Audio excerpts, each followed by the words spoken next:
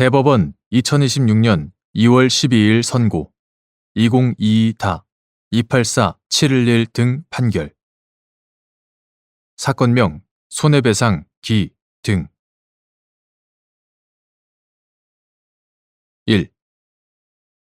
의견이나 논평을 표명하는 형식의 표현 행위가 명예훼손에 해당하는 경우. 순수한 의견 표명만으로 명예훼손이 성립하는지 여부, 소극, 및 표현 행위의 형식과 내용 등이 모욕적이고 경멸적인 인신공격에 해당하는 경우, 명예훼손과는 별개의 불법 행위를 구성할 수 있는지 여부, 적극. 어떠한 표현이 사실의 적시인지 의견의 진술인지 판단하는 기준 및 출판물을 통해 적시된 사실의 허위 여부를 판단할 때 고려하여야 할 사항. 타인의 사회적 평가를 침해할 가능성이 있을 정도로 구체성이 있는 사실을 명시적으로 적시한 표현 행위가 명예훼손이 될 수 있음은 물론이지만 의견이나 논평을 표명하는 형식의 표현 행위도 그 전체적 취지에 비추어 의견의 근거가 되는 숨겨진 기초사실에 대한 주장이 묵시적으로 포함되어 있고 그 사실이 타인의 사회적 평가를 침해할 수 있다면 명예훼손에 해당할 수 있다. 순수하게 의견만을 표명하는 것만으로는 명예훼손이 성립되지 않으나 표현 행위의 형식과 내용 등이 모욕적이고 경멸적인 인신공격에 해당한다면 명예훼손과는 다른 별개 유형의 불법 행위를 구성할 수 있다. 어떠한 표현이 사실의 적시인지 의견의 진술인지는 해당 표현의 문헌 및 통상적인 의미, 전후 문맥 등 전체적인 흐름, 배경이 된 사회적 흐름과의 연관 아래에서 해당 표현이 갖는 의미, 사회 평균인의 지식이나 경험, 그 표현의 진위를 결정하는 것이 가능한지 여부 등을 고려하여 판단하여야 한다. 나아가 출판물을 통해 적시된 사실의 허위 여부를 판단하면서는 일반 독자가 출판물을 접하는 통상의 방법을 전제로 그 출판물의 전체적인 취지와의 연관 아래에서 출판물의 객관적 내용, 사용된 어휘의 통상적인 의미, 문구의 연결 방법 등을 종합적으로 고려하여 독자들에게 주는 전체적인 인상을 그 판단 기준으로 삼아야 한다. 여기에다가 해당 출판물의 배경이 된 사회적 흐름 속에서 해당 표현이 가지는 의미를 함께 고려하여야 한다. 2. 어떠한 표현 행위가 법인의 목적 사업 수행에 영향을 미칠 정도로 법인의 사회적 명성, 신용을 훼손하여 법인의 사회적 평가가 침해된 경우, 법인에 대하여 불법 행위를 구성하는지 여부, 적극. 법인제도의 목적과 사회적 기능에 비추어 볼 때 법인은 성질에 반하지 않는 범위 내에서 인격권의 한 내용인 명예 등의 주체가 될 수 있다.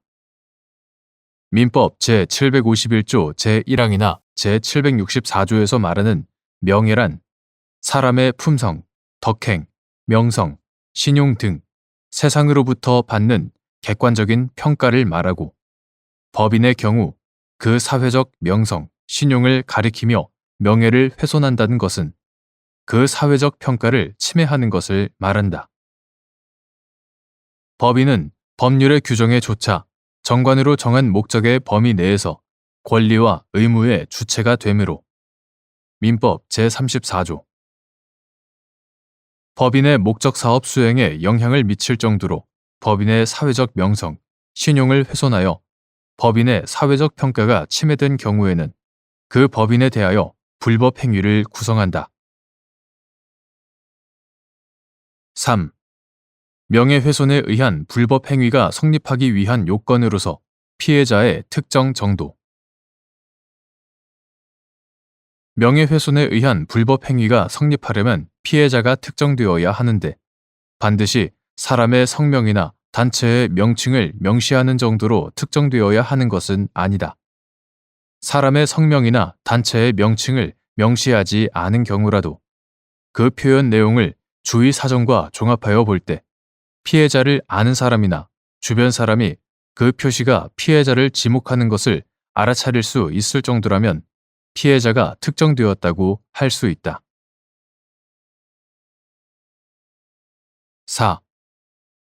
어떠한 표현 행위가 사망한 사람에 대한 허위 사실의 적시나 모욕적, 경멸적 인신공격에 해당하는 등으로 그의 명예를 훼손하거나 인격권을 침해한 경우 유족이 자신의 명예 또는 망인에 대한 경애, 추모 감정 등의 침해를 이유로 민법상 손해배상 청구, 침해 행위 배제, 금지 청구 등의 권리를 행사할 수 있는지 여부, 적극. 이때 민법상 손해배상 청구 등의 권리를 행사할 수 있는 유족의 범위가 언론 중재 및 피해 구제 등에 관한 법률 제5조의 2, 제2항 내지 제4항에서 정한 사망한 사람의 배우자, 직계 비속이나 직계 존속, 형제 자매로 한정되는지 여부, 소극. 사망한 사람에 관한 허위사실 적시 등 표현 행위가 어떠한 유족의 추모 감정 등을 침해하였는지 판단하는 기준. 어떠한 표현 행위가 사망한 사람에 대한 허위사실의 적시나 모욕적이고 경멸적인 인신공격에 해당하는 등으로 그의 명예를 훼손하거나 인격권을 침해한 때에는 그 유족이 자신의 명예 또는 망인에 대한 경애, 추모 감정 등의 침해를 이유로 민법상 손해배상 청구, 침해 행위 배제, 금지 청구 등의 권리를 행사할 수 있다. 이때 민법상 손해배상 청구 등의 권리를 행사할 수 있는 사람이 언론중재 및 피해 구제 등에 관한 법률 제5조의 2, 제2항 내지 제4항에 규정된 유족, 즉 사망한 사람의 배우자, 직계 비속이나 직계 존속, 형제 자매로 한정되는 것은 아니다. 사망한 사람에 관한 허위사실 적시 등 표현 행위가 어떠한 유족의 추모 감정 등을 침해하였는지는 개별 사안에서 표현 행위의 형식과 내용, 추모 감정 등의 침해를 주장하는 사람이 망인과 맺어온 친족 관계나 생전 생활 관계, 망인 사망 이후 평소 망인에 대하여 보인 태도 등 여러 사정을 종합적으로 고려하여 사회 통념에 비추어 개별적, 구체적으로 판단하여야 한다. 5. 명예훼손으로 인한 손해배상 청구 소송에서 적시된 사실의 허위성 및 위법성 조각 사유에 대한 증명 책임의 분배. 이때 그 내용이 진실이라고 믿을 만한 상당한 이유가 있는지 판단하는 기준. 언론, 출판을 통해 사실을 적시함으로써 타인의 명예를 훼손하는 경우 원고가 청구 원인으로 그 적시된 사실이 허위사실이라고 주장하며 손해배상을 구하는 때에는 그 허위성에 대한 증명 책임은 원고에게 있다.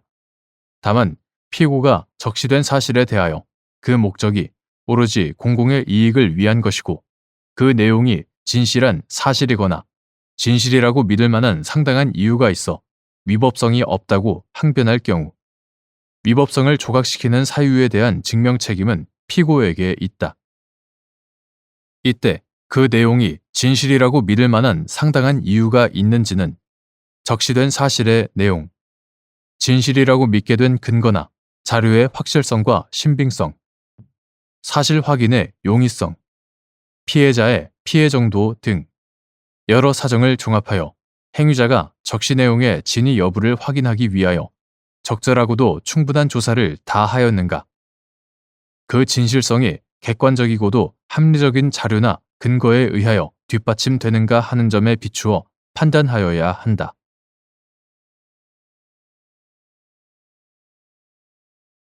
대법원 2026년 2월 12일 선고 2023-249-449 판결 사건명 초심금 1.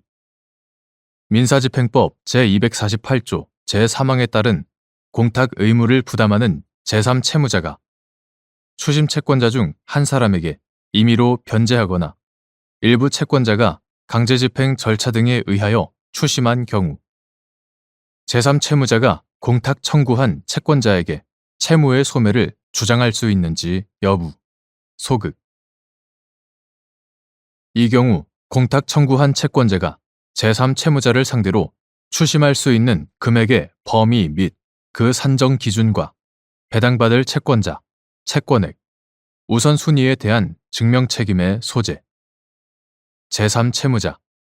이미 다른 추심 채권자가 제3채무자를 상대로 동일한 피압류 채권에 대하여 추심의 소를 제기하여 승소 확정 판결을 받은 경우 그 확정 판결의 효력이 미치는 공탁 청구 추심 채권자가 그 확정 판결에 대한 승계 집행문을 부여받아 제3채무자를 상대로 피압류 채권 중 제3채무자가 채권 전액에 해당하는 금액을 공탁하였더라면 배당받을 수 있었던 금액을 집행할 수 있는지 여부, 적극. 및 제3채무자가 위 금액에 대하여 채무의 소멸을 주장할 수 있는지 여부, 소극. 제3채무자가 위 금액을 초과하는 부분에 대해서는 청구 이의의 소를 제기할 수 있는지 여부, 적극.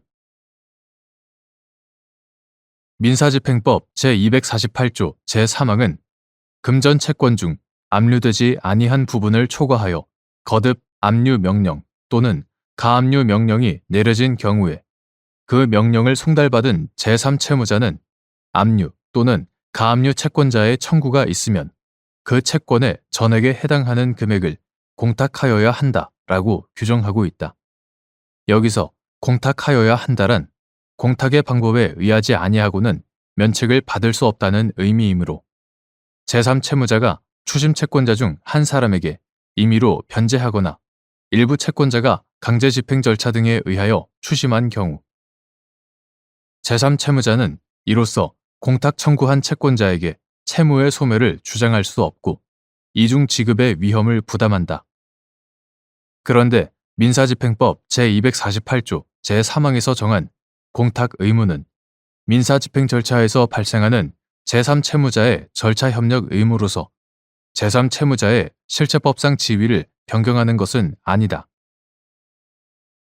공탁 의무를 부담하는 제3채무자가 추심 채권자 중 한 사람에게 임의로 변제하거나 일부 채권자가 강제 집행 절차 등에 의하여 추심한 경우에도 제3채무자는 공탁 청구한 채권자 외에 다른 채권자에게는 여전히 채무의 소멸을 주장할 수 있다. 그리고 비록 공탁 청구를 한 채권자라고 하더라도 공탁이 되었더라면 후속 배당 절차에서 배당받을 수 있었던 금액을 초과하여 제3채무자에게 추심할 수 있다고 하면 공탁 청구 당시 기대할 수 있었던 정당한 범위를 넘어서 추심권을 행사할 수 있도록 허용하는 것이 되어 부당하다. 이러한 여러 사정을 고려하면 공탁 청구한 채권자가 제3채무자를 상대로 추심할 수 있는 금액은 제3채무자가 공탁 청구에 따라 채권 전액에 해당하는 금액을 공탁하였더라면 공탁 청구 채권자에게 배당될 수 있었던 금액 범위에 한정된다. 제3채무자가 채권 전액에 해당하는 금액을 공탁하였더라면 배당받을 수 있었던 금액은 공탁 청구 시점까지 배당 요구한 채권자 및 배당 요구의 효력을 가진 채권자에게 배당할 경우를 전제로 산정할 수 있고 이때 배당받을 채권자, 채권액, 우선순위에 대하여는 제3채무자가 주장, 증명하여야 한다.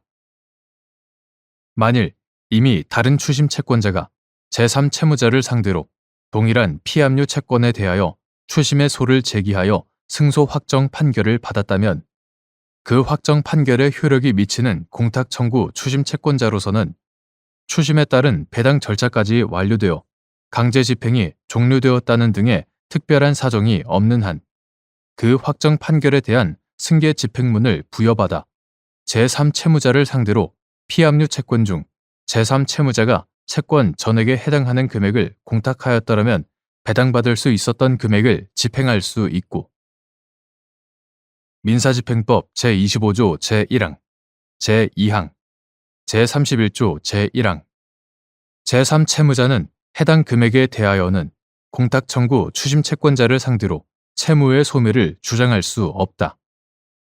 다만 제3채무자로서는 해당 금액을 초과하는 부분에 대해서는 공탁 청구 추심 채권자를 상대로 확정 판결의 집행력 배제를 구하는 청구 이의소를 제기할 수 있다. 2. 민사집행법 제248조 제3항에 따른 공탁 의무를 부담하는 제3채무자가 추심 채권자 중 한 사람에게 임의로 변제하거나 일부 채권자가 강제 집행 절차 등에 의하여 추심한 경우 공탁 청구를 한 채권자는 그 추심 채권자를 상대로 추심한 금액을 공탁하고 그 사유를 신고할 것을 청구함으로써 이후 배당 절차에서 안분 배당을 받을 수 있는지 여부, 적극 및 제3채무자를 상대로도 제3채무자가 채권 전액에 해당하는 금액을 공탁하였더라면 배당받을 수 있었던 금액을 추심할 수 있는지 여부, 적극. 이 경우 공탁 청구 채권자에게 제3채무자의 불법 행위로 인한 손해가 확정적으로 발생하였다고 볼 수 있는지 여부, 원칙적 소극. 불법 행위를 이유로 배상하여야 할 손해는 현실로 입은 확실한 손해에 한하고 현실적으로 손해가 발생하였는지는 사회 통념에 비추어 객관적이고 합리적으로 판단하여야 한다. 그런데 민사집행법 제248조 제3항에 따른 공탁 의무를 부담하는 제3채무자가 추심 채권자 중 한 사람에게 임의로 변제하거나 일부 채권자가 강제집행 절차 등에 의하여 추심한 경우에도 공탁 청구를 한 채권자는 그 추심 채권자를 상대로 추심한 금액을 공탁하고 그 사유를 신고할 것을 청구함으로써 이후 배당 절차에서 안분 배당을 받을 수 있다. 민사집행법 제236조 제2항. 그뿐만 아니라 앞서 본 법리에 따라 제3채무자를 상대로 제3채무자가 채권 전액에 해당하는 금액을 공탁하였더라면 배당받을 수 있었던 금액을 여전히 추심할 수 있다. 따라서 특별한 사정이 없는 한 그 금액 상당의 손해가 확정적으로 발생하였다고 보기는 어렵다.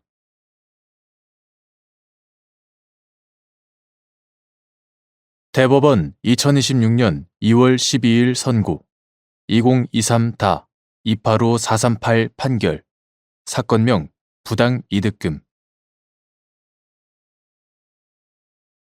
1. 국세징수법에 따른 공매 절차에서 국세 또는 가산금에 우선하는 임금 채권자가 배분 요구 종기까지 세무서장 등에게 배분을 요구하지 아니한 경우 같은 법 제81조 제1항 단서에 따라 배분권자가 될 수 없는지 여부, 적극. 공매 대금의 배분 처분에 하자가 있어 위법한 경우 배분된 돈이 법률상 원인이 없는 것으로서 곧바로 부당이득에 해당하는지 여부, 원칙적 소극 및 행정처분이 당연 무효라고 하기 위한 요건.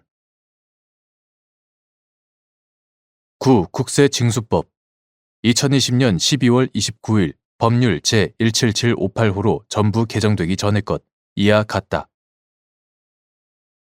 국세징수법 제68조의 2 제1항은 제67조의 2에 따른 공매 공고의 등기 또는 등록 전까지 등기되지 아니하거나 등록되지 아니한 다음 각호의 채권을 가진 자는 제81조 제1항에 따라 배분을 받으려면 배분 요구의 종기까지 세무서장에게 배분을 요구하여야 한다 라고 규정하면서 같은 항 제5호에서 근로기준법 또는 근로자 퇴직급여 보장법에 따라 우선 변제권이 있는 임금, 퇴직금, 재해보상금 및 그 밖에 근로관계로 인한 채권을 들고 있고 같은 조 제6항은 세무서장은 제1항 및 제2항에 해당하는 자와 다음 각호의 기관의 장에게 배분 요구의 종기까지 배분 요구를 하여야 한다는 사실을 안내하여야 한다 라고 규정하고 있다.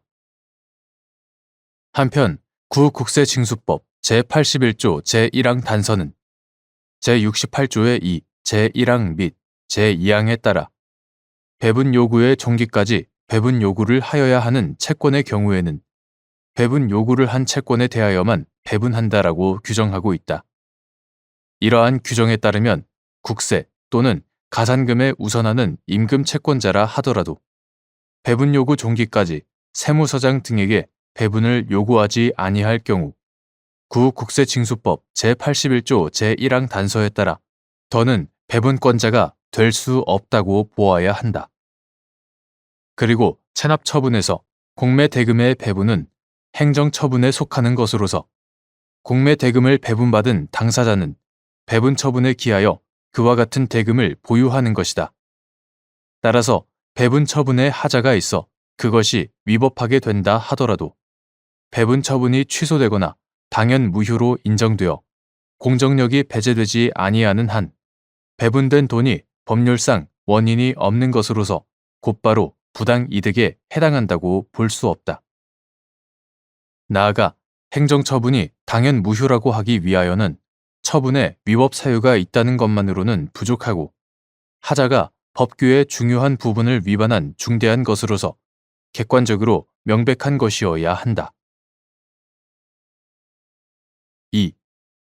한국자산관리공사가 대행한 갑 주식회사 소유의 부동산 등에 관한 공매 절차에서 갑 회사에 우선 변제권 있는 임금 및 퇴직금 채권자인 을 등이 배분 요구 종기까지 배분 요구를 하지 않았는데 그 후 공매 절차의 배분일에 을 등은 공매 대금을 배분받지 못하고 위 부동산 등에 관한 근저당권자인 병은행이 5순위로 배분을 받자 을 등이 한국자산관리공사가 공매 절차에서 을 등에게 국세징수법 제68조의 2, 제6항에 따른 배분 요구 안내를 하지 않았으므로 위 공매 절차가 절차적으로 부적법하다고 주장하며 후순위 채권자인 병은행을 상대로 부당이득 반환을 구한 사안에서 배분 요구 안내를 받을 절차적 권리를 침해당한 을 등이 위 공매 절차에서 적법한 배분 요구를 한 채권자로 간주되는 것이 타당하다고 하면서 후순위 권리자인 병은행에 대하여 부당이득 반환을 구할 수 있다고 본 원심 판단에 법리 오해에 잘못이 있다고 한 사례.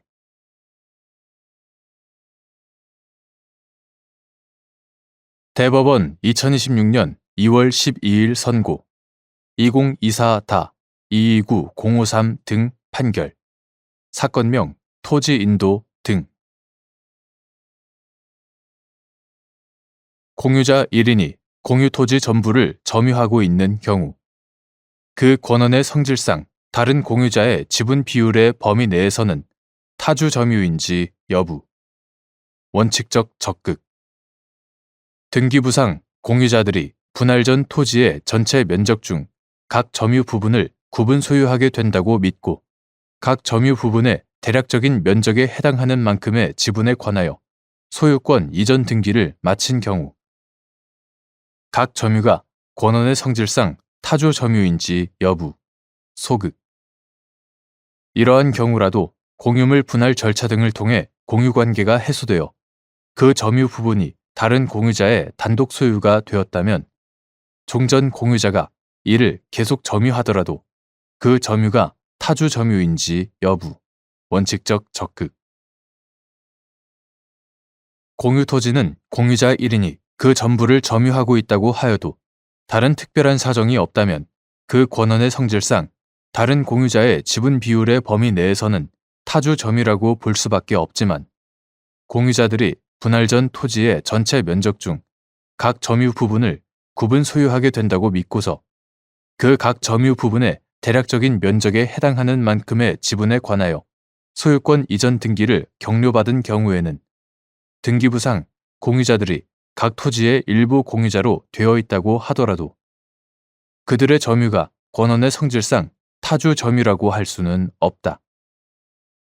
그러나 이러한 경우라도 공유물 분할 절차 등을 통해 공유관계가 해소되어 그 점유 부분이 다른 공유자의 단독 소유가 되었다면 종전 공유자가 위 점유 부분을 계속 점유하고 있다고 하더라도 그 점유는 달리 특별한 사정이 없는 한 타주 점유라고 봄이 타당하다.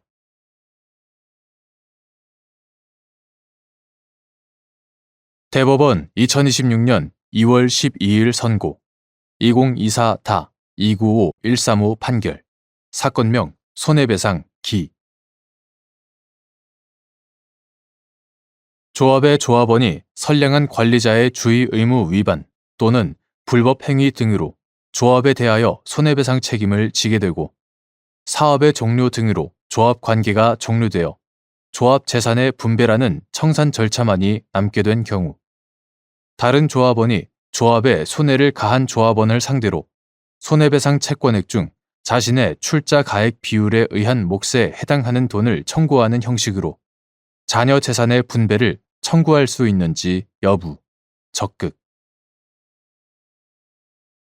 조합의 조합원이 선량한 관리자의 주의 의무 위반 또는 불법 행위 등으로 인하여 조합에 대하여 손해배상 책임을 지게 되는 경우 사업의 종료 등으로 조합 관계가 종료되고 달리 조합의 자녀 업무가 남아있지 않은 상황에서 조합 재산의 분배라는 청산 절차만이 남게 되었다면 다른 조합원은 조합에 손해를 가한 조합원을 상대로 손해배상 채권액 중 자신의 출자 가액 비율에 의한 몫에 해당하는 돈을 청구하는 형식으로 조합 관계의 종료로 인한 자녀 재산의 분배를 청구할 수 있다.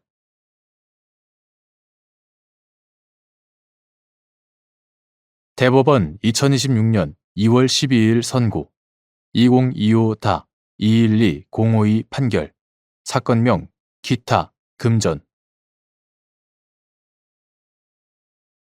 부동산 중개업자의 위임 사무 처리에 관한 약정 보수액이 부당하게 과다하여 신의성실 원칙이나 형평 원칙에 반한다고 볼 만한 특별한 사정이 있는 경우 부동산 중개업자의 보수 청구가 적당하다고 인정되는 범위 내로 제한되는지 여부, 적극 및 이 경우 법원은 그에 관한 합리적인 근거를 명확히 밝혀야 하는지 여부, 적극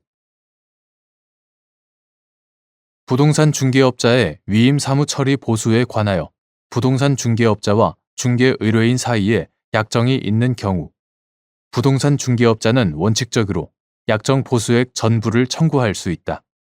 다만 위임의 경위, 중개 업무 처리의 경과와 난이도, 투입한 노력의 정도, 중개 의뢰인이 업무 처리로 인하여 얻게 되는 구체적 이익, 그 밖에 변론에 나타난 여러 사정을 고려하여 약정 보수액이 부당하게 과다하여 신의성실 원칙이나 형평 원칙에 반한다고 볼 만한 특별한 사정이 있는 때에는 예외적으로 적당하다고 인정되는 범위 내에 보수액만을 청구할 수 있다. 그런데 이러한 보수 청구의 제한은 어디까지나 계약 자유 원칙에 대한 예외를 인정하는 것이므로 법원은 그에 관한 합리적인 근거를 명확히 밝혀야 한다.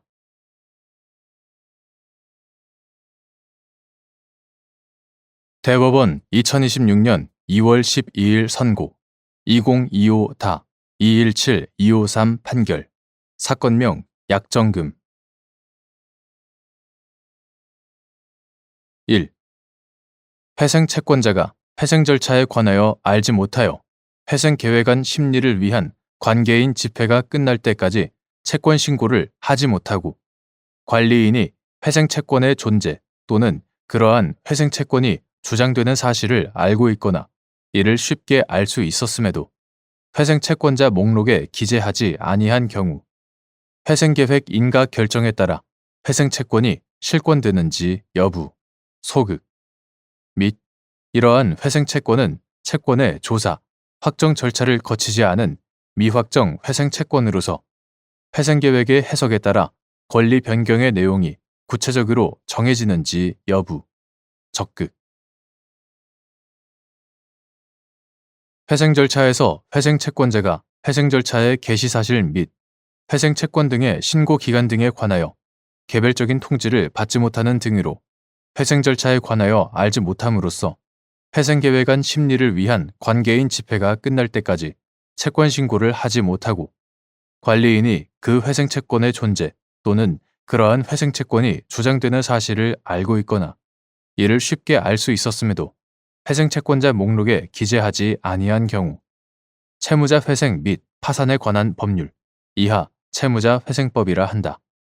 채무자회생법 제251조의 규정에도 불구하고 회생계획이 인가되더라도 그 회생채권은 실권되지 아니한다.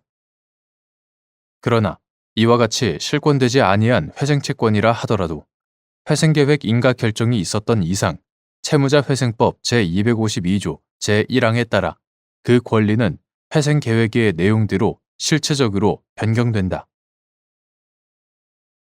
이러한 회생채권은 채권의 조사, 확정 절차를 거치지 않은 미확정 회생채권으로서 회생계획의 해석에 따라 권리 변경의 내용이 구체적으로 정해진다.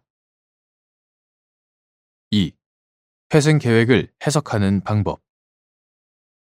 회생계획은 법률 행위의 해석 방법에 따라 해석하여야 한다. 회생계획 문헌의 객관적 의미를 합리적으로 해석하되 문헌의 객관적인 의미가 명확하지 않은 경우에는 문헌의 형식과 내용, 회생계획안 작성 경위, 회생절차 이해관계인들의 진정한 의사 등을 종합적으로 고려하여 사회 정의와 형평의 이념에 맞도록 논리와 경험의 법칙, 사회 일반의 상식과 거래의 통념에 따라 합리적으로 해석하여야 한다.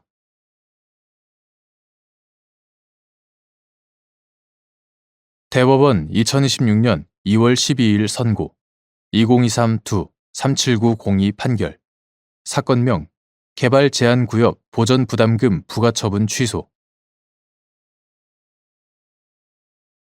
9. 개발제한구역의 지정 및 관리에 관한 특별조치법 시행령 제36조 제1항 제1호 다목에 따라 개발제한구역의 지정 및 관리에 관한 특별조치법 제24조 제2항에서 정한 보전부담금 계산식에 허가받은 토지 형질 변경 면적에서 제외되는 별표 1 제3호 하목에 따른 공사용 임시가설 건축물과 임시시설의 부지로서 그 공사의 사업 부지에 있는 토지의 의미.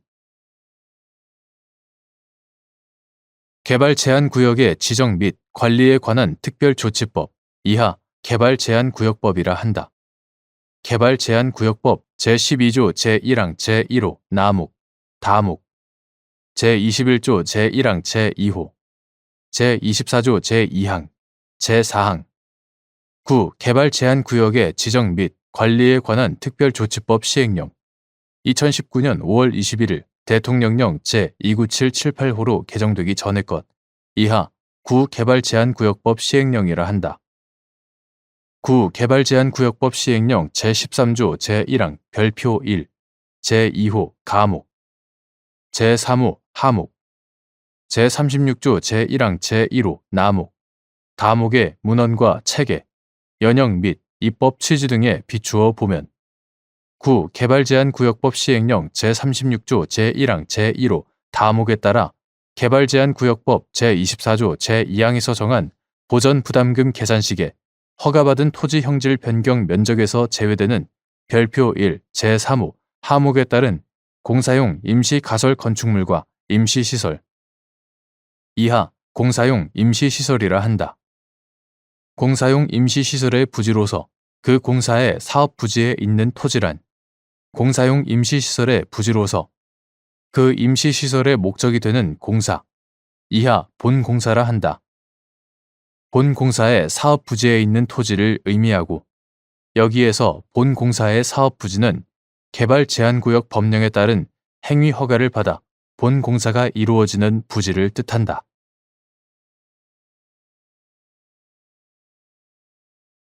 대법원 2026년 2월 12일 선고 2021-2-35643 판결 사건명 법인 원천 법인세 징수처분 취소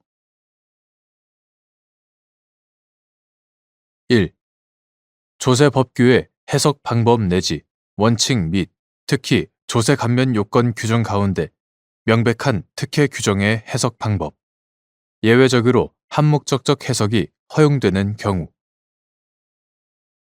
조세 법률 주의의 원칙상 과세 요건이나 비과세 요건 또는 조세 감면 요건을 막론하고 조세 법규의 해석은 특별한 사정이 없는 한 법문대로 해석해야 하고 합리적 이유 없이 확장 해석하거나 유추 해석하는 것은 허용되지 않으며 특히 감면 요건 규정 가운데 명백히 특혜 규정이라고 볼 수 있는 것은 엄격하게 해석하는 것이 조세 공평의 원칙에도 부합한다. 다만 법규 상호 간의 해석을 통하여 그 의미를 명백히 할 필요가 있는 경우 조세 법률주의가 지향하는 법적 안정성 및 예측 가능성을 해치지 않는 범위 내에서 입법 취지 및 목적 등을 고려한 한목적적 해석을 하는 것이 허용된다. 2.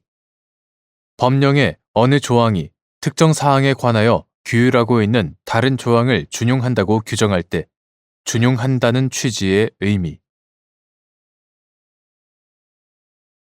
법령의 어느 조항이 특정 사항에 관하여 규율하고 있는 다른 조항을 준용한다고 규정할 때 준용한다는 취지는 특정 사항에 관한 다른 조항을 기계적으로 그대로 적용한다는 뜻이 아니라 규율의 내용과 성질에 반하지 않는 범위 안에서 다른 조항을 필요한 변경 후 적용한다는 의미로 새겨야 한다. 3. 구 조세특례제한법 제121조의 2, 제2항, 제3항에 따른 외국인 투자가 또는 외국인 투자 기업에 대한 법인세 등의 감면은 조세 감면 결정에 따라 해당 외국인 투자가 감면 대상으로 인정받은 경우에 한하여 적용되는지 여부, 적극. 외국인 투자 기업이 감면 대상 사업을 하며 증자하여 이를 통해 창출된 소득을 재원으로 배당하는 경우 구 조세특례제한법 제121조의 4, 제1항에 따른 그 증자분에 대한 조세 감면은 조세 감면 결정을 받은 증자 사업에 관한 외국인 투자로 해당 외국 투자가가 취득한 주식에 터잡아 수취하는 배당금 부분에 한정해 이루어져야 하는지 여부, 적극. 9. 조세특례제한법 2013년 1월 1일 법률 제11614호로 개정되기 전의 것. 9. 조세특례제한법 제121조의 4 이하 원칙 규정이라 한다.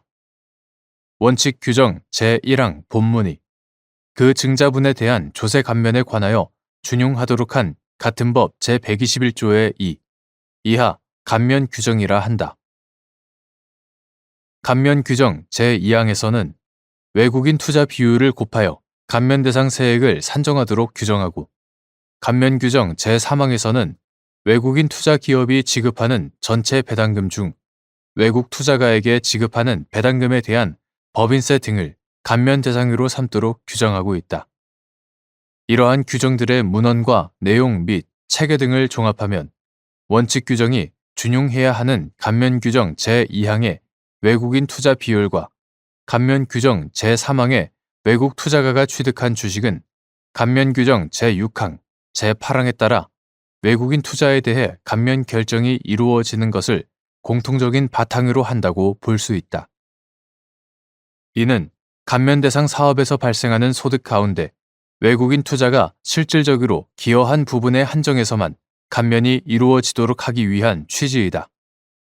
같은 견지에서 외국 투자가 또는 외국인 투자 기업이 감면 규정 제6항에 따라 조세 감면 신청을 한 후 감면 규정 제8항에 따른 조세 감면 결정을 받아야 하는 것은 요식적인 절차에 그치지 않고 감면 규정 제2항, 제3항에 따른 법인세 감면과 관련하여 감면 대상 사업에서 발생하는 소득 중 외국인 투자가 실질적으로 기여한 부분을 도출하기 위한 필수적인 전제에 해당한다고 보는 것이 타당하다.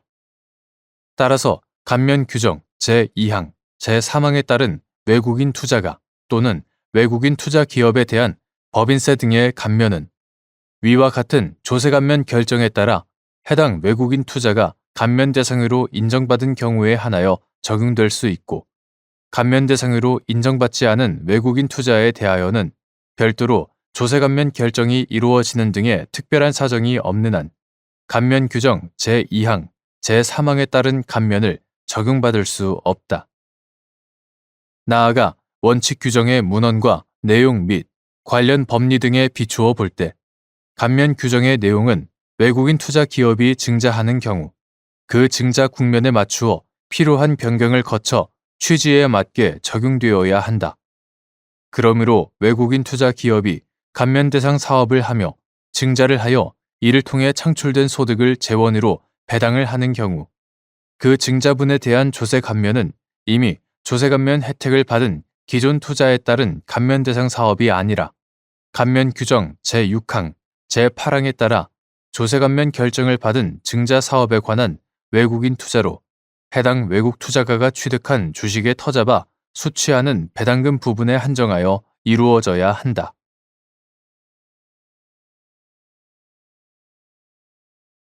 대법원 2026년 2월 12일 선고 2021-2 510-41 판결 사건명 법인 원천 법인세 징수처분 취소 청구 1. 조세법규의 해석에서 확장, 축소 해석이나 유추 해석이 허용되는지 여부, 원칙적 소극 및 예외적으로 한목적적 해석이 허용되는 경우 조세법률주의의 원칙상 조세법규는 특별한 사정이 없는 한 법문대로 해석해야 하고 합리적 이유 없이 확장, 축소 해석하거나 유추 해석하는 것은 허용되지 않는다. 다만 법규 상호 간의 해석을 통하여 그 의미를 명백히 할 필요가 있는 경우 조세법률주의가 지향하는 법적 안정성 및 예측 가능성을 해치지 않는 범위 내에서 입법 취지 및 목적 등을 고려한 한목적적 해석을 하는 것이 허용된다. 2. 법령의 어느 조항이 특정 사항에 관하여 규율하고 있는 다른 조항을 준용한다고 규정할 때 준용한다는 취지의 의미. 법령의 어느 조항이 특정 사항에 관하여 규율하고 있는 다른 조항을 준용한다고 규정할 때 그 준용한다는 취지는 특정 사항에 관한 다른 조항을 기계적으로 그대로 적용한다는 뜻이 아니라 규율의 내용과 성질에 반하지 않는 범위 안에서 그 다른 조항을 필요한 변경 후 적용한다는 의미로 새겨야 한다. 3.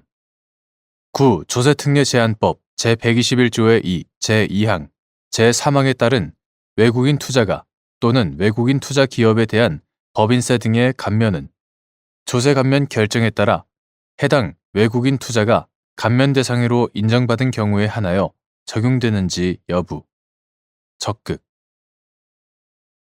외국인 투자 기업이 증자와 관련된 감면 대상 사업을 하여 이를 통해 창출된 소득을 재원으로 배당을 하는 경우 조세특례제한법 제121조의 2, 제3항에 따른 조세 감면은 조세 감면 결정을 받은 증자 사업에 관한 외국인 투자로 해당 외국 투자가가 취득한 주식에 터잡아 수취하는 배당금 부분에 한정해 이루어져야 하는지 여부, 적극. 조세특례제한법 2014년 1월 1일 법률 제12173호로 개정되기 전의 것 이하 같다. 조세특례제한법 제121조의 2 이하 감면 규정이라 한다. 감면 규정 제1항은 각 호에서 정하는 감면 대상 사업을 영위하기 위한 일정한 외국인 투자에 대하여 제2항부터 제5항까지 및 제12항에 따라 법인세, 소득세, 취득세 및 재산세를 각각 감면하도록 규정하고 있다. 그에 따라 제2항은 외국인 투자 비율을 곱하여 감면 대상 세액을 산정하도록 규정하는 한편 제3항에서는 외국인 투자 기업이 지급하는 전체 배당금 중 외국 투자가에게 지급하는 배당금에 대한 법인세 등을 감면 대상으로 삼도록 규정하고 있다. 이러한 규정들의 문헌과 내용 및 체계 등을 종합하면 감면 규정 제2항의 외국인 투자 비율과 감면 규정 제3항의 외국 투자가가 취득한 주식은 감면 규정 제6항, 제8항에 따라 외국인 투자에 대해 감면 결정이 이루어지는 것을 공통적인 바탕으로 한다고 볼 수 있다. 이는 감면 대상 사업에서 발생하는 소득 가운데 외국인 투자가 실질적으로 기여한 부분에 한정해서만 감면이 이루어지도록 하기 위한 취지이다. 같은 견지에서 외국 투자가 또는 외국인 투자 기업이 감면 규정 제6항에 따라 조세 감면 신청을 한 후 감면 규정 제8항에 따른 조세 감면 결정을 받아야 하는 것은 요식적인 절차에 그치지 않고 감면 규정 제2항, 제3항에 따른 법인세 감면과 관련하여 감면 대상 사업에서 발생하는 소득 중 외국인 투자가 실질적으로 기여한 부분을 도출하기 위한 필수적인 전제에 해당한다고 보는 것이 타당하다. 따라서 감면 규정 제2항, 제3항에 따른 외국인 투자가 또는 외국인 투자 기업에 대한 법인세 등의 감면은 위와 같은 조세 감면 결정에 따라 해당 외국인 투자가 감면 대상으로 인정받은 경우에 한하여 적용될 수 있고, 감면 대상으로 인정받지 않은 외국인 투자에 대하여는 별도로 조세 감면 결정이 이루어지는 등의 특별한 사정이 없는 한 감면 규정 제2항, 제3항에 의한 감면을 적용받을 수 없다. 나아가 조세특례제한법 제121조의 4, 제1항 본문은 외국인 투자 기업이 증자하는 경우에 그 증자분에 대한 조세 감면에 대해서는 감면 규정을 준용한다고 규정하고 있다. 그러므로 앞서 본 규정들은 외국인 투자 기업이 증자하는 경우에도 증자 국면에 부합하는 필요한 변경을 거쳐 그 취지에 맞게 적용되어야 한다. 이에 따라 외국인 투자 기업이 증자와 관련된 감면 대상 사업을 하여 이를 통해 창출된 소득을 재원으로 배당을 하는 경우 감면 규정 제3항에 따른 조세 감면은 감면 규정 제6항, 제8항에 따라 조세 감면 결정을 받은 증자 사업에 관한 외국인 투자로 해당 외국 투자가가 취득한 주식에 터잡아 수취하는 배당금 부분에 한정하여 이루어져야 한다.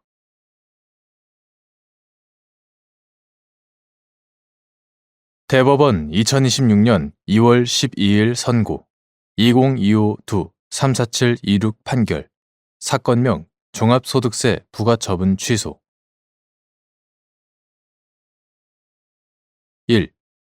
구소득세법 제17조 제3항 제4호가 적용되는 배당에 구소득세법 제56조 제1항의 배당세액 공제가 적용되는지 여부 소극 구소득세법 2017년 12월 19일 법률 제152255로 개정되기 전의 것 이와 같다. 구소득세법 제17조 제1항은 배당 소득은 해당 과세 기간에 발생한 다음 각 호의 소득으로 한다고 규정하면서 내국 법인으로부터 받는 이익이나 잉여금의 배당 또는 분배금 제1호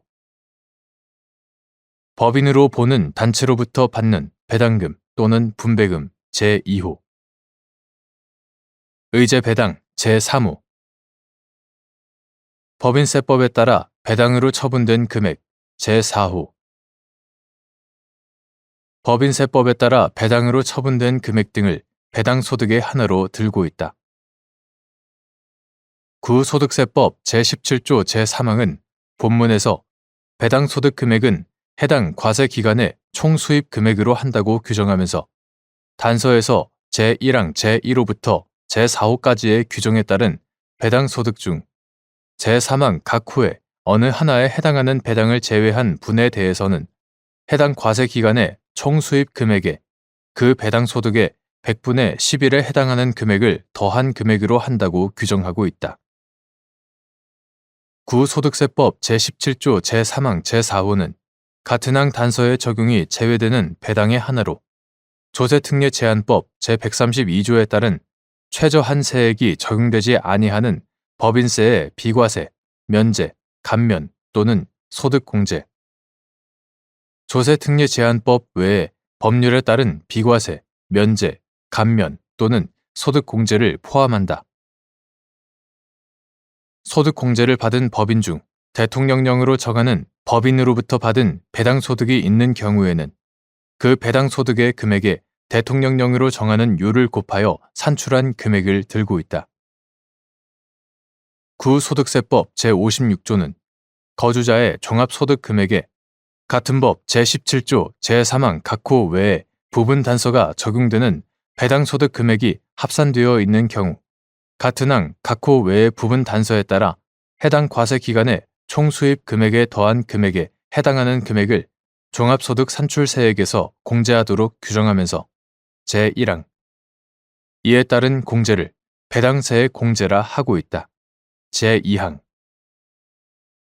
이러한 관련 규정의 내용을 고려하면 구소득세법 제17조 제3항 제4호가 적용되는 배당에 대하여는 구소득세법 제17조 제3항 각 호 외의 부분 단서가 적용될 것을 전제로 하는 구소득세법 제56조 제1항의 배당세액 공제가 적용되지 아니한다. 2. 구소득세법 제17조 제3항 제4호에 따라 배당세액 공제 대상에서 제외되는 배당소득의 범위. 구소득세법 2017년 12월 19일 법률 제152255로 개정되기 전의 것 이하 같다. 구소득세법 제17조 제3항 제4호 및 구소득세법 제17조 제1항, 제3항, 제6항, 제56조 제1항, 제2항 구소득세법 시행령 2021년 2월 17일 대통령령 제314425로 개정되기 전의 것 이하 같다. 구소득세법 시행령 제27조의 3 제1항, 제2항의 문헌과 체계, 취지 등을 종합적으로 고려하면 구소득세법 제17조 제3항 제4호에 따라 배당세액 공제 대상에서 제외되는 배당소득은 이익배당기준 사업연도에 구소득세법 시행령 제27조의 3 제1항 각 호가 규정하는 법인세법 및 조세특례제한법 규정에 의하여 법인세의 비과세, 면제, 감면 또는 소득공제를 받은 법인으로부터 받은 배당소득을 의미한다고 해석함이 타당하다.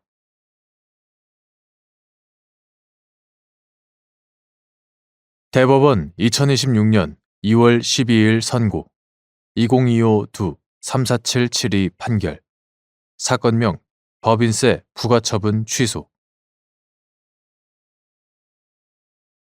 1. 구법인세법 제25조 제1항에서 정한 접대비에 해당하는지는 엄격하게 해석하여야 하는지 여부, 적극 및 법인이 사업을 위하여 지출한 비용이 법인세법상 접대비인지 판단하는 기준. 구법인세법 2022년 12월 31일 법률 제19193호로 개정되기 전의 것 이하 같다. 구법인세법 제25조 제1항은 접대비란 접대, 교재, 사례 또는 그 밖에 어떠한 명목이든 상관없이 이와 유사한 목적으로 지출한 비용으로서 내국 법인이 직접 또는 간접적으로 업무와 관련이 있는 자와 업무를 원활하게 진행하기 위하여 지출한 금액을 말한다고 정하면서 제4항 등은 일정 범위의 접대비 한도액을 초과하는 금액은 손금에 산입하지 않는다고 정하고 있다. 접대비는 기업 활동의 원활과 기업의 신장을 도모하기 위해 지출한 경비로서 손금에 해당하나 조세 회피 목적을 이루기 위한 수단으로 남용되거나 변칙적으로 지출될 우려가 있어 손금에 산입하는 한도를 이와 같이 일정한 범위로 제한하고 있다. 이러한 규정의 문헌, 내용 및 취지와 함께 접대비 한도 초과액의 손금 불산입이 납세자에게 불리한 것이라는 점 등을 고려하면 구법인세법 제25조 제1항에서 정한 접대비에 해당하는지는 엄격하게 해석하여야 한다. 법인이 사업을 위하여 지출한 비용 가운데 상대방이 사업에 관련 있는 사람들이고 지출의 목적이 접대 등의 행위에 의하여 사업 관계자들과의 사이에 친목을 두텁게 하여 거래 관계의 원활한 진행을 도모하는 데 있는 것이라면 그 비용은 법인세법상 접대비라고 할 것이지만 그렇지 않은 경우에는 이를 섣불리 접대비로 단정하여서는 안 된다. 2. 갑 유한 회사가 직원 매장에서 협력업체, 파견업체, 계열사 직원들에게 일정한 할인 가격으로 제품을 판매하는 혜택을 제공하였는데 이에 대해 최종 소비자 가격과 실제 판매 가격의 차액 상당액인 할인액은 접대비에 해당하므로 그중 구법인세법에서 정한 한도를 초과한 금액은 손금 불산입되어야 한다며 관할 세무서장이 법인세 부과 처분을 한 사안에서 위 할인액은 구법인세법 제25조 제1항에서 정한 접대비에 해당하지 않고 당초부터 입금에서 제외되는 매출의 누리금액에 불과하여 위 처분이 위법하다고 본 원심 판단을 수긍한 사례.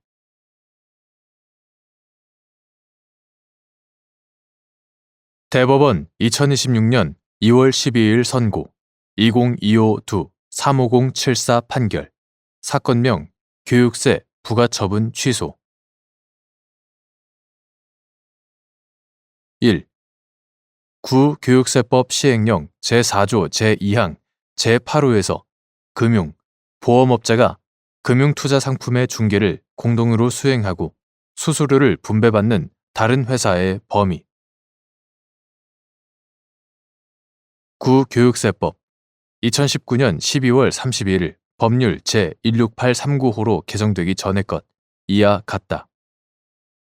구교육세법에 따르면 자본시장과 금융투자업에 관한 법률 이하 자본시장법이라 한다.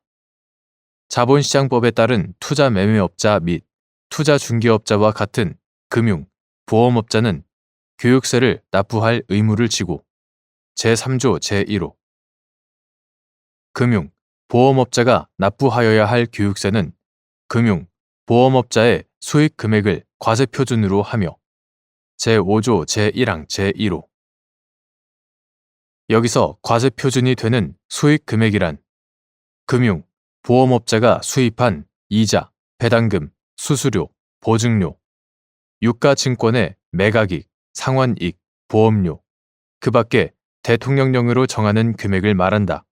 제5조 제3항 그리고 구교육세법 제5조 제3항의 위임을 받은 구교육세법 시행령 2021년 2월 17일 대통령령 제3145호로 개정되기 전의 것 구교육세법 시행령 제4조 제2항 제8호에 따르면 구교육세법 별표 제12호에 금융, 보험업자가 금융투자상품의 중개를 다른 회사와 공동으로 수행하고 자신의 수수료와 다른 회사에 분배될 수수료를 함께 수령한 경우 그 다른 회사에 분배될 수수료는 교육세의 과세표준이 되는 수익 금액에 산입되지 않는다. 여기서 금융투자상품의 중개를 공동으로 수행하고 수수료를 분배받는 다른 회사는 반드시 자본시장법에 따라 금융위원회의 인가를 받은 투자매매업자, 투자중개업자로 한정된다고 볼 수 없고 금융위원회의 인가가 없더라도 국외에서 적법하게 금융투자상품의 매매를 중개, 주선 또는 대리할 수 있는 외국 투자매매업자, 외국 법령에 따라 외국에서 투자매매업에 상당하는 영업을 하는 자, 외국 투자매매업자나 외국 투자중개업자, 외국 법령에 따라 외국에서 투자중개업에 상당하는 영업을 하는 자, 외국 투자중개업자까지 포함한다고 보아야 한다. 2.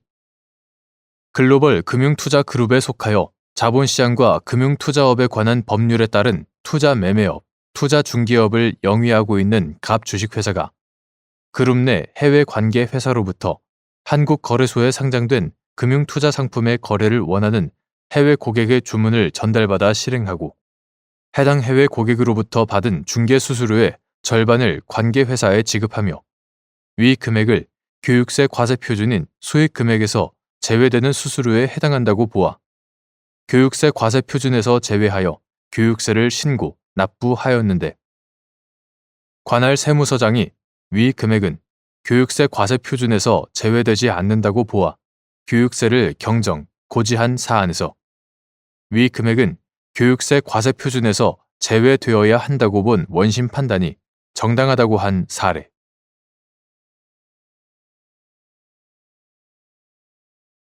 대법원 2026년 2월 12일 선고 2024도 9475 판결 사건명 업무상 배임 등 사전자 기록 등 위작죄에서 말하는 위작의 범위에 사전자 기록 등 특수매체 기록 작성 등에 관하여 권한 없는 사람이 전자 기록을 작출하는 등의 경우는 물론 권한 있는 사람이 권한을 남용하여 전자 기록에 관한 시스템에 허위의 정보를 입력한 경우도 포함될 수 있는지 여부, 적극, 및 권한 있는 사람이 권한을 남용하여 입력하더라도 입력된 내용이 진실에 부합하여 허위의 정보에 해당한다고 볼 수 없는 경우가 이에 포함되는지 여부, 소극. 형법 제232조의 2는 사무 처리를 그르치게 할 목적으로 권리, 의무 또는 사실 증명에 관한 타인의 전자 기록 등 특수 매체 기록을 위작 또는 변작한 자는 5년 이하의 징역 또는 1천만 원 이하의 벌금에 처한다라고 규정하고 있다. 사전자 기록 등 특수매체 기록 작성 등에 관하여 권한이 없는 사람이 전자 기록을 작출하는 등의 경우는 물론 권한이 있는 사람이 그 권한을 남용하여 전자 기록에 관한 시스템에 허위의 정보를 입력한 경우에도 위작의 범위에 포함될 수 있다. 그러나 권한이 있는 사람이 그 권한을 남용하여 입력하더라도 입력된 내용이 진실에 부합하여 허위의 정보에 해당한다고 볼 수 없는 경우라면 그 전자기록에 대한 공공의 신용을 위태롭게 한다고 볼 수 없으므로 이에 포함되지 아니한다.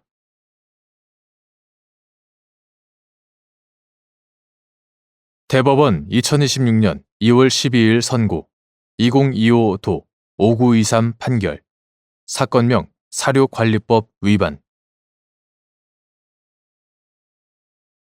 사료관리법 제34조 제7호 제13조 제1항 및 같은 법 제33조 제1호 제14조 제1항 제2호에 각각 정하여진 벌칙 규정의 적용 대상이 같은 법 제2조 제7호 제8호 제9호에서 정한 제조업자, 수입업자 또는 판매업자로 한정되는지 여부, 적극. 사료관리법 제35조 양벌 규정의 취지 및 위 양벌 규정이 제조업자, 수입업자 또는 판매업자가 아니면서 그러한 업무를 실제로 집행하는 자에 대한 처벌의 근거 규정이 되는지 여부, 적극.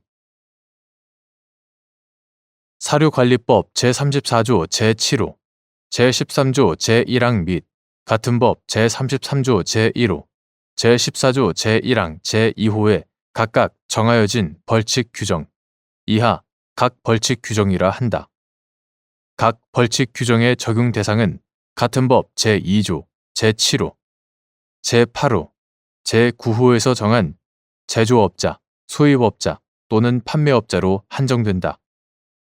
한편 사료관리법 제35조는 법인의 대표자나 법인 또는 개인의 대리인, 사용인, 그 밖의 종업원이 그 법인 또는 개인의 업무에 관하여 제33조 또는 제34조의 위반 행위를 하면 그 행위자를 벌할 뿐만 아니라 그 법인 또는 개인에게도 해당 조문의 벌금형을 과하도록 양벌 규정을 두고 있다. 이 규정의 취지는 각 벌칙 규정이 적용되는 제조업자, 수입업자 또는 판매업자가 아니면서 그러한 업무를 실제로 집행하는 자가 있을 때 각 벌칙 규정의 실효성을 확보하기 위하여 적용 대상자를 해당 업무를 실제로 집행하는 자까지 확장하여 그 행위자도 아울러 처벌하려는 데 있다. 이러한 양벌 규정은 해당 업무를 실제로 집행하는 자에 대한 처벌의 근거 규정이 된다. 2. 사료관리법 제34조 제7호, 제13조 제1항 및 같은 법 제33조 제1호, 제14조 제1항 제2호에 각각 정하여진 벌칙 규정의 적용 대상인 제조업자의 의미. 제조업의 등록 유무와 관계없이 사료를 제조하여 판매 또는 공급하는 업을 영위하는 자로서 그 제조업으로 인한 권리 의무의 귀속 주체가 되는 사업주 및 사업주의 직원이나 대리인 등도 이에 포함되는지 여부, 소극. 사료관리법 제2조 제5호는 제조업이란 사료를 제조, 혼합, 배합, 화합 또는 가공하는 경우를 포함한다. 이와 같다. 사료를 제조하여 판매 또는 공급하는 업을 말한다고 규정하고 있고, 같은 조 제7호는 제조업자란 제조업을 영위하는 자를 말한다고 규정하고 있다. 따라서 사료관리법 제34조 제7호, 제13조 제1항 및 같은 법 제33조 제1호, 제14조 제1항 제2호에 각각 정하여진 벌칙 규정의 적용 대상인 제조업자란 사료관리법 제8조에 따른 제조업의 등록 유무와 관계없이 사료를 제조하여 판매 또는 공급하는 업을 영위하는 자로서 그 제조업으로 인한 권리 의무의 귀속 주체가 되는 사업주를 의미하고, 사업주의 직원이나 대리인 등은 제조업자에 포함되지 않는다.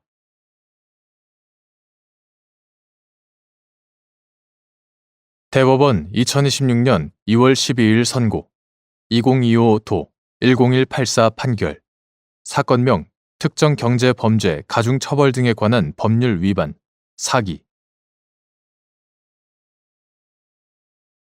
제1회 공판 기일 전 수소법원이 공판 준비를 이유로 사건의 실체 심리를 위하여 증인 신문을 포함한 증거 조사를 행하는 것이 허용되는지 여부, 소극 및 이러한 위법한 절차를 거친 증거를 유죄의 증거로 삼을 수 있는지 여부, 원칙적 소극 제1회 공판 기일 전 증거조사 절차를 진행하는 것과 이후 공판 기일에서 그 증거조사 결과가 기재된 조서를 현출시켜 증거조사를 하는 것에 당사자들이 명시적으로 동의하여 증거조사가 이루어지고 증거조사 후에도 당사자들이 증거조사 결과에 이의가 없다는 의사를 명시한 경우 제1회 공판 기일 전 증거조사에 관한 하자가 치유되어 유죄의 증거로 삼을 수 있는지 여부, 원칙적 적극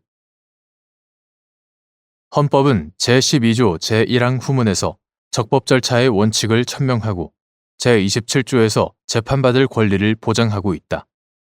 형사소송법은 이를 실질적으로 구현하기 위하여 피고 사건에 대한 실체 심리가 공개된 법정에서 검사와 피고인, 양 당사자의 공격, 방어 활동에 의하여 행해져야 한다는 당사자주의와 공판 중심주의 원칙, 공소 사실의 인정은 법관의 면전에서 직접 조사한 증거만을 기초로 해야 한다는 직접 심리주의와 증거 재판주의 원칙을 기본 원칙으로 채택하고 있다. 법관의 면전에서 직접 조사한 증거만을 재판의 기초로 삼을 수 있고 증명 대상이 되는 사실과 가장 가까운 원본 증거를 재판의 기초로 삼아야 하며 원본 증거의 대체물 사용은 원칙적으로 허용되어서는 안 된다는 실질적 직접 심리주의를 채택한 것은 법관이 법정에서 직접 원본 증거를 조사하는 방법을 통하여 사건에 대한 신선하고 정확한 심증을 형성할 수 있고 피고인에게 원본 증거에 관한 직접적인 의견 진술의 기회를 부여함으로써 실체적 진실을 발견하고 공정한 재판을 실현할 수 있기 때문이다. 형사소송 절차를 주재하는 법원으로서는 형사소송 절차의 진행과 심리 과정에서 법정을 중심으로 위와 같은 실질적 직접 심리주의의 정신이 충분하고도 완벽하게 구현될 수 있도록 하여야 한다. 형사 피고인은 유죄의 판결이 확정될 때까지는 무죄로 추정된다는 헌법 제27조 제4항의 규정상 형사 피고인에 대하여 법관이나 배심원이 가질 수 있는 유죄의 예단을 차단할 필요가 있다. 이를 효과적으로 실현하기 위하여 공소장에는 형사소송규칙 제118조 제1항에서 열거하는 서류 외의 사건에 관하여 법원에 예단이 생기게 할 수 있는 서류, 기타 물건을 첨부하거나 그 내용을 인용할 수 없도록 하고 있다. 형사소송규칙 제118조 제2항 형사소송법 제184조에서 검사, 피고인, 변호인은 미리 증거를 보전하지 아니하면 그 증거를 사용하기 곤란한 사정이 있는 때에는 제1회 공판 기일 전 수소법원이 아닌 판사에게 증인신문 등을 청구할 수 있도록 함으로써 제1회 공판 기일 전 증거조사가 필요한 경우에는 수소법원의 예단을 차단하면서도 증거를 조사할 수 있는 증거보전 절차를 마련하고 있다.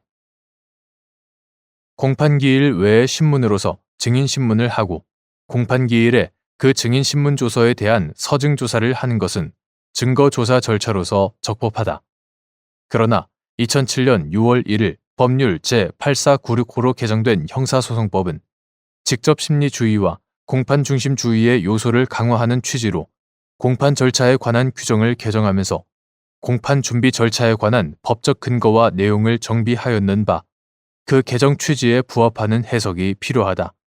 즉, 재판장은 효율적이고 집중적인 심리를 위하여 사건을 공판 준비 절차에 붙일 수 있는데, 형사소송법 제266조의 5, 제1항. 공판 준비 절차는 제1회 공판 기일이 열리기 전에 행하는 것이 일반적이다. 형사소송법 제266조의 15 참조. 이러한 공판 준비 절차에서 법원은 증거 신청을 하도록 하는 행위, 신청된 증거와 관련하여 입증 취지 및 내용 등을 명확하게 하는 행위, 증거 신청에 관한 의견을 확인하는 행위, 증거 체부의 결정을 하는 행위, 증거 조사의 순서 및 방법을 정하는 행위 등 공판 절차의 진행에 필요한 사항을 정하는 행위를 할 수 있으나, 형사소송법 제266조의 9, 제1항. 증인신문과 같은 증거 조사를 할 수 있다고 규정하지 않는 점을 고려하여야 한다. 형사소송법은 증인신문의 시일과 장소를 검사, 피고인 또는 변호인에게 미리 통지하도록 할 뿐, 형사소송법 제163조.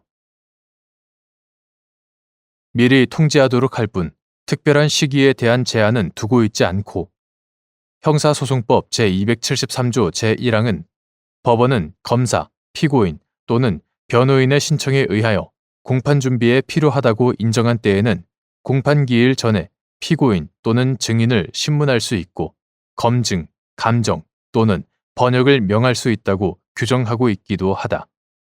그러나 위와 같은 형사소송의 기본 원칙, 형사소송 법령의 내용과 그 개정 경위를 아울러 살펴보면 제1회 공판 기일 전 수소법원이 공판 준비를 이유로 사건의 실체 심리를 위하여 증인신문을 포함한 증거 조사를 행하는 것은 허용되지 않고, 이러한 위법한 절차를 거친 증거는 그 증거 조사에 관한 조서가 공판 기일에 현출되더라도 원칙적으로 유죄의 증거로 삼을 수 없다고 보아야 한다.